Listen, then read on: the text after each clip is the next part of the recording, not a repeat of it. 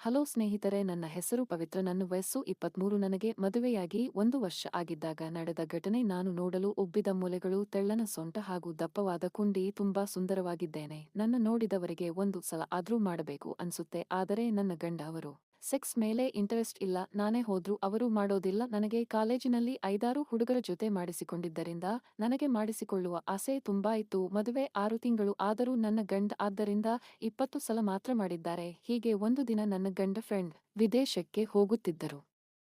ಅವರ ಮನೆಯಲ್ಲಿ ತಂದೆ ಮತ್ತು ಮಗ ಇದ್ದ ಕಾರಣ ಅವರ ತಂದೆಯನ್ನು ನಮ್ಮ ಮನೆಯಲ್ಲಿ ಇರಿಸಿಕೊಳ್ಳಲು ಹೇಳಿದರು. ಆಗ ನನ್ನ ಗಂಡ ಅದಕ್ಕೆ ಒಪ್ಪಿಕೊಂಡು ಅವರ ತಂದೆಯನ್ನು ನಮ್ಮ ಮನೆಗೆ ಕರ್ಕೊಂಡು ಬಂದಿದ್ದರು.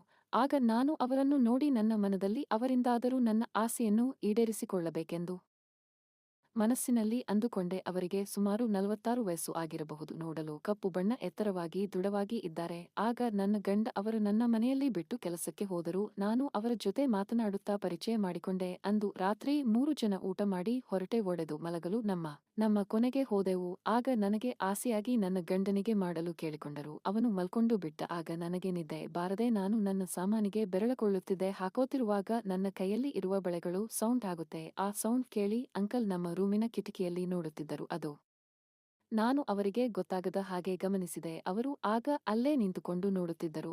ಆಗ ನಾನು ಬೇಕಂತಲೇ ನನ್ನ ಬಟ್ಟೆಗಳನ್ನೆಲ್ಲ ಬಿಚ್ಚಿ ಬೆತ್ತಲಾಗಿದೆ ಅವರಿಗೆ ಕಾಣುವ ಹಾಗೆ ಮಾಡಿ ಬೆರಳಾಗುತ್ತಿದೆ. ಆಗ ಅಲ್ಲಿ ಒಂದು ಬೀದಿ ನಾಯಿ ಸೆಂಟ್ ಮಾಡಿದ ಕಾರಣ ಅಂಕಲ್ ಅಲ್ಲಿಂದ ಹೋದರು. ಆಗ ನಾನು ಅಂಕಲಿಗೆ ನನ್ನ ಮೇಲೆ ಆಸೆಯಾಗಿದೆ ಎಂದು ನನ್ನ ಮನಸ್ಸಿನ ಅಂದುಕೊಂಡು ಒಂದು ಮಲಗಿಕೊಂಡೆ. ಮತ್ತೆ ಮುಂಜಾನೆ ನಾನು ನನ್ನ ಗಂಡ ಬೇಗ ಕೆಲಸಕ್ಕೆ ಹೋಗುತ್ತಿದ್ದ ಕಾರಣ ಅಡುಗೆ ಮಾಡಿ.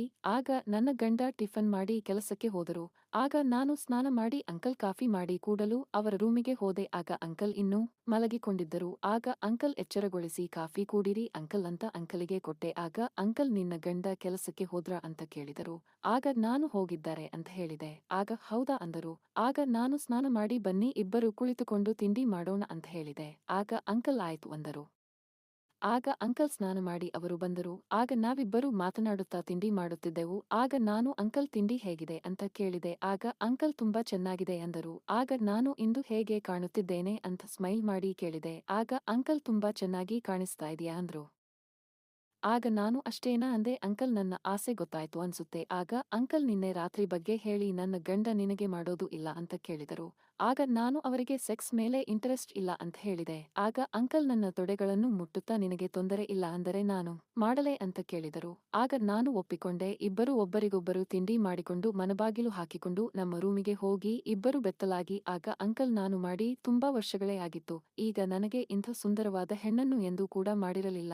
ಆಗ ನಾನು ಇನ್ನು ಮೇಲೆ ನೀವು ನನ್ನನ್ನು ನಿಮ್ಮ ಹೆಂಡತಿ ಅಂದುಕೊಳ್ಳಿ ಅಂದೆ. ಆಗ ಅಂಕಲ್ ನನ್ನನ್ನು ತಬ್ಬಿಕೊಂಡು ಮುತ್ತು ಕೊಡುತ್ತಾ ಇದ್ದರು. ಆಗ ನಾನು ಅವರದು ಹಿಡಿದುಕೊಂಡು ಹಿಂದೆ ಮುಂದೆ ಮಾಡುತ್ತಾ ಅವರಿಗೆ ಸಹಕರಿಸುತ್ತಿದ್ದೆ. ಹೀಗೆ 10 ನಿಮಿಷ ಮಾಡಿ. ಆಗ ನಾನು ಅಂಕಲ್ದನ್ನು ಬಾಯಲ್ಲಿ ಹಾಕಿಕೊಂಡು ಚೀಪುತ್ತಾ ಇದ್ದೆ. ಹೀಗೆ 5 ನಿಮಿಷ ಮಾಡಿ ಇನ್ನೂ ಚಿಪ್ಪಿದ್ರೆ ಅವರದು ರಸ ಬರುತ್ತೆ ಅಂತ ಎಂದು ಬೆಡ್ ಮೇಲೆ ಹೋಗಿ ಮಲ್ಕೊಂಡು ನನ್ನ ಕಾಲು ಅಗಲಿಸಿ ಅಂಕಲಿಗೆ ಹಾಕಲು ಹೇಳಿದೆ. ಆಗ ಅಂಕಲ್ ಅವರದು ಕೈಯಲ್ಲಿ ಹಿಡಿದುಕೊಂಡು ನನ್ನದಕ್ಕೆ ಹಾಕಲು ಬಂದರು. ಅದು ಹೋಗಲಿಲ್ಲ. ಆಗ ಅಂಕಲ್ ಜೋರಾಗಿ ಹಾಕಿದ್ದರು. ಹೀಗೆ ನಾವು 1 ಗಂಟೆವರೆಗೆ ಮಾಡಿದೆವು. ಆಗ ನಾನು ನನ್ನ ಗಂಡ ಊಟಕ್ಕೆ ಬರುತ್ತಾನೆ ಅಂತ ಹೇಳಿ ನಮ್ಮ ಬಟ್ಟೆಗಳನ್ನು ಹಾಕಿಕೊಂಡು ರೂಮಿನ ಹೊರಗೆ ಬರುವಷ್ಟರಲ್ಲಿ ನನ್ನ ಗಂಡ ಕೂಡ ಬಂದಿದ್ದರು. ಆಗ ನಾವು 3 ಮಂದಿ ಊಟ ಮಾಡಿ ಮತ್ತೆ ನನ್ನ ಗಂಡ ಕೆಲಸಕ್ಕೆ ಹೋದರು. ಆಗ ನಾವು ಆಟ ಆಡಲು ಶುರು ಮಾಡಿದೆವು. ಹೀಗೆ ಮತ್ತೆ 1 ರೌಂಡ್ ಮಾಡಿ ಇಬ್ಬರು ಸ್ನಾನ ಮಾಡಿ ಟಿವಿ ನೋಡಿಕೊಂಡು ಕುಳಿತಿದ್ದೆವು. ಮತ್ತೆ ರಾತ್ರಿ ನಾನು ನನ್ನ ಗಂಡ ಮಲ್ಕೊಂಡ ಮೇಲೆ ಮತ್ತೆ ಅಂಕಲ್ ರೂಮ್ಗೆ ಹೋಗಿ ಚೆನ್ನಾಗಿ ಮಾಡಿಸಿಕೊಂಡು ಮತ್ತೆ ನನ್ನ ರೂಮಿಗೆ ಬಂದು ಮಲ್ಕೊಂಡೆ. ಮತ್ತೆ ಮುಂಜಾನೆ ನನ್ನ ಗಂಡ ಕೆಲಸಕ್ಕೆ ಹೋದ ನಂತರ ನಾನು ಅಂಕಲ್ ಟೀ ಕೊಡು ಸ್ನಾನ ಮಾಡಲು ಹೋದೆ. ಆಗ ನಾನು ಸ್ನಾನ ಮಾಡುವಾಗ ರೂಮಿನ ಬಾಗಿಲನ್ನು ಹಾಕಿರಲಿಲ್ಲ. ಆಗ ಅಂಕಲ್ ಬಂದು ಅವರು ಬಟ್ಟೆಗಳನ್ನು ಬಿಚ್ಚಿ ನನ್ನ ಜೊತೆ ಸ್ನಾನ ಮಾಡಲು ಬಂದರು.